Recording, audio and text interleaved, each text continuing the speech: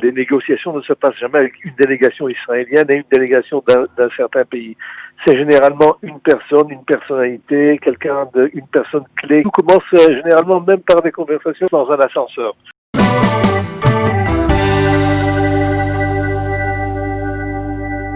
Jacques Neria, bonjour, Boker Tov.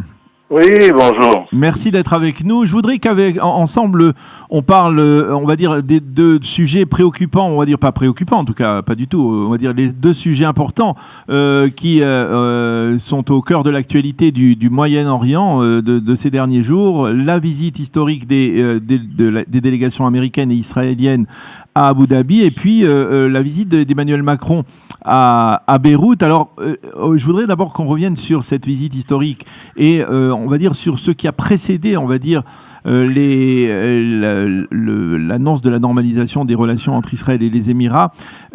Cette diplomatie secrète, je suppose que vous la connaissez bien. Comment on prépare une telle annonce de normalisation et est-ce que vous pouvez imaginer ce qui est en train de se passer pour d'autres pays? Est-ce que vous pensez qu'actuellement, il y a des Israéliens qui négocient les termes de futurs accords qui pourraient intervenir dans les prochains mois? Soyons d'abord, je dirais, concrets. Les négociations ne se passent jamais avec une délégation israélienne et une délégation d'un certain pays.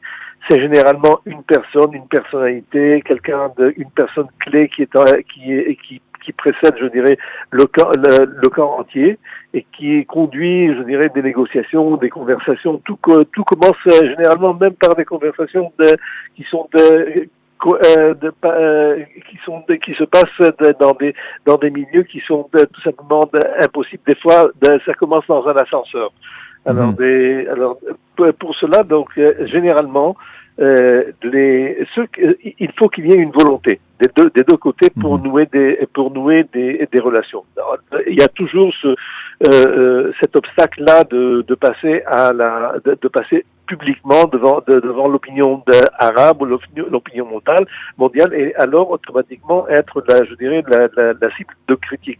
Non seulement de critiques étrangères et donc qui sont d'autres pays arabes ou d'autres pays qui s'opposent, je dirais, à une normalisation à Israël, mais surtout, je dirais, des problèmes domestiques, parce qu'il y a beaucoup de milieux dans le pays même qui sont opposés à cette normalisation parce qu'ils voient une certaine pratique politique qui sert à glorifier, je dirais, une certaine personnalité. De toute façon, tout se passe, je dirais, loin des médias, loin des projecteurs des médias.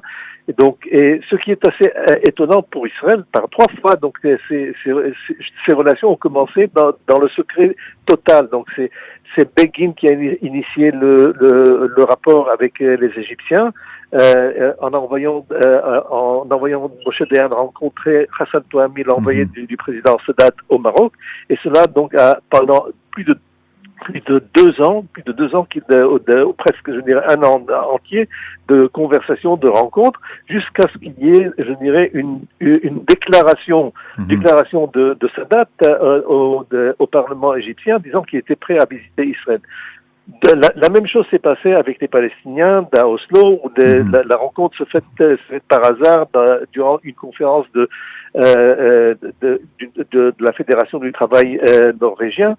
Et puis, et les rencontres, je dirais, secrètes pendant des années entre Rabin et le roi Hussein, qui finalement a accepté d'aller publiquement annoncer ses relations avec Israël après que les Palestiniens aient signé un accord. Cette fois-ci, il y a une différence, je dirais, capitale, et qui est tout à fait ceux qui ont initié le rapport entre les Émirats et Israël, ce sont les Américains. Donc les Américains sont le fer de lance ici qui a poussé les deux parties à concrétiser leur normalisation, alors que dans le passé, je me rappelle même quand Rabin avait signé les accords avec les Palestiniens, les Américains étaient tellement en colère qu'ils avaient été tenus dans le secret, qu'ils ne connaissaient pas ce qui s'est passé. Et la même chose était avec les Jordaniens. Ils ont été totalement surpris. Et finalement, pour essayer, et ils se sont rejoints en fin de compte pour essayer d'arriver et de maîtriser les derniers obstacles entre les différents partis. Alors, il est clair que, par exemple, les Américains, dans le cas précis, ils ont un rôle, on va dire, catalyseur. Ils encouragent ce genre de démarche.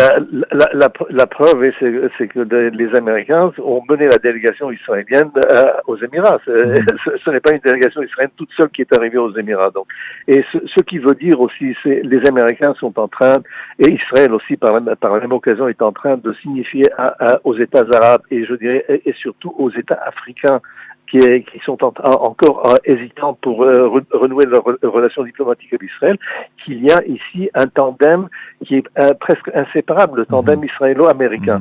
Ce que veulent les Africains, ce que toujours voulaient les Africains et autres pays, c'était la clé de la Maison-Blanche. Et la clé de la Maison-Blanche aujourd'hui est entre les mains d'Israël. Et donc, vous êtes sûr, vous êtes convaincu que il y aura d'autres pays qui vont se joindre à ce train de la normalisation avec Israël ? Il est certain que c'est l'effet du domino qui va se passer ici. Je dirais pas nécessairement dans les États du Golfe, où Bahreïn est dans une situation différente, où la majorité est une majorité chiite, où il y a des actes de subversion, je dirais presque continus toutes les semaines, tous les mois par les Iraniens. Oman, c'est le même problème. Je dirais que ces États-là hésitent face à l'Iran, alors que le Qatar, par exemple. Pourtant, le sultan Oman, le défunt sultan Qaboos avait reçu Netanyahou publiquement déjà. Oui, tant que ça se passe, je dirais, des pointus entre les leaders, ça va. Une fois que la normalisation passe comme par exemple l'avion d'El Al avec l'étoile de David qui atterrit à Abu Dhabi juste en face des Iraniens, excusez-moi du terme, qui leur crève les yeux. Oui. Donc là, à partir de ce moment-là, les choses sont différentes. Alors, une autre question, puisque vous êtes ancien officier de service de renseignement, sur le plan stratégique, une question. Le fait que justement il y ait une possibilité pour des avions israéliens d'atterrir à Abu Dhabi, est-ce qu'on peut envisager que des avions israéliens, des avions de chasse israéliens cette fois, puissent se servir d'un aéroport à Abu Dhabi comme point de départ pour lancer une offensive contre des installations nucléaires iraniennes, le besoin devait s'en sentir? Écoutez, je pense qu'avec les capacités de l'armée de l'air israélienne, nous n'avons pas besoin de cette base avancée.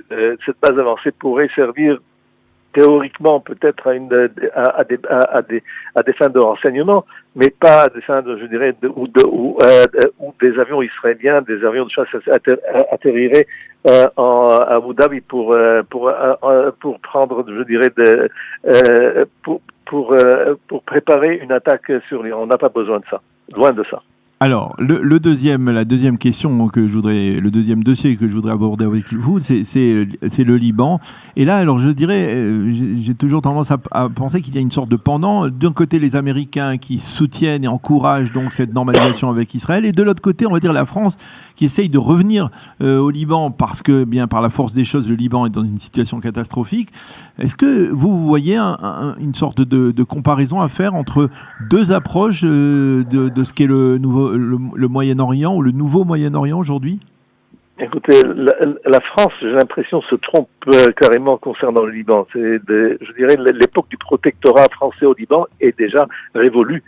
Le vol de la patrouille de France au-dessus du Liban ne veut que pérenniser, je dirais, cette réalité où la plus grande erreur historique que la France ait faite, c'est d'avoir créé le Grand Liban. C'est d'avoir ajouté au Liban, au Mont Liban, d'avoir ajouté la Bekaa et le sud libanais, et créé d'une majorité chrétienne qui était, je dirais, qui vivait en paix, je dirais, aujourd'hui, une minorité qui, face à Hezbollah et ensuite, se trouve dans une situation où déjà, depuis le début des événements, plus de 50 000 Libanais chrétiens ont émigré en France. Mmh. Et donc vous pensez de cette façon-là, l'attitude française aujourd'hui, fêter le centenaire du Grand Liban, c'est du blabla, ça ne veut rien dire. C'est simplement fêter une réalité où le Grand Liban qui a été créé en 1920 n'existe plus aujourd'hui. C'est un Liban qui est fracturé, qui est paralysé, où le système politique est un système qui est totalement corrompu. Et aujourd'hui, de plus, Macron est est en train de légitimiser Hezbollah. C'est ça, c'est surtout par rapport à ça. C'est-à-dire cette légitimation du Hezbollah par la France. Écoutez l'argument. L'argument, c'est que Hezbollah a une base populaire. Et alors, les nazis n'avaient pas une base populaire, Daesh n'avait pas une base populaire. Est-ce qu'on imagine amadouer un lion? C'est ce que essaie de faire de Macron, un lion qui déclare ouvertement que sa mission est de créer un État islamique au Liban qui ferait partie de la Oumma islamique sous l'hégémonie iranienne. Mais il faut rêver pour entendre ça. Alors, vous voulez dire que les Français sont encore dans des perceptions, on va dire, dépassées, qui sont y compris par exemple sur les Palestiniens, c'est-à-dire leur approche par rapport aux Palestiniens qui n'est plus celle des Américains qui concèdent le fait on peut faire la paix en commençant par une normalisation avec les pays sunnites. Là aussi, la France est en retard de plusieurs métros.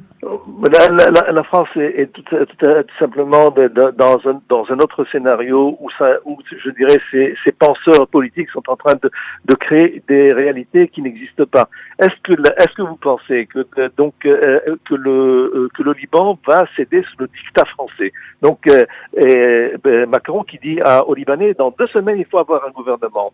Jusqu'à décembre il faut avoir un projet de réforme capitale sur tout le système libanais. Et qui s'oppose à ça? Qui s'oppose finalement? Lui qui est en train de ménager la classe politique corrompue se trouve attaqué par la rue libanaise, où les manifestations sont contre tout cela. Comment est-ce que vous êtes en train de coopérer avec une classe politique corrompue qui a créé un désordre inouï, qui a créé la faillite du Liban, et encore vous l'encouragez. Donc, de deux côtés, là, est-ce qu'ils pensent que les chefs de tribus politiques libanaises vont accéder à cela? Mais ils se trompent carrément. Eh bien, Jacques Neria, merci beaucoup pour toutes ces précisions et ces développements sur les 2 sujets d'actualité, on va dire, aujourd'hui au Moyen-Orient, cette visite historique de la délégation israélienne à Abu Dhabi et puis donc cette visite d'Emmanuel Macron au Liban. Merci d'avoir été avec nous ce matin sur Studio Kalitaï. Bonne journée. Bonne journée à tous.